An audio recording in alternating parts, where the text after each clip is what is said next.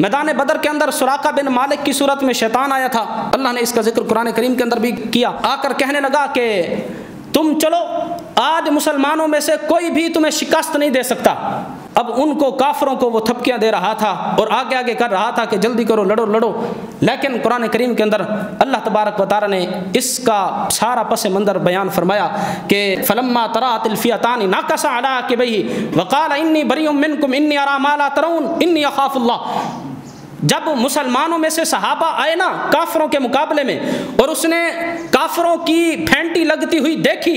تو شیطان بھاگنے لگا، تو کافروں نے کہا تو کہاں جا رہا ہے، تو کہتا تھا آج ہم لڑیں گے بڑے زبردست طریقے سے اور تو بھاگ رہا ہے۔ اس نے کہا انی ارا ما لا ترون، جو کچھ میں دیکھ رہا ہوں تم نہیں دیکھ رہے، انی اخاف اللہ، اللہ سے مجھے ڈر لگتا ہے، اور شیطان بھاگ گیا۔ تو اس سے یہ بھی بات ثابت ہوتی ہے کہ کچھ کام ایسے ہیں شیطان خود کرنے کی جرت نہیں رکھتا، خود اس کو اللہ سے ڈر لگتا ہے، لیکن لوگوں سے، انسانوں سے وہ کروا لیتا ہے۔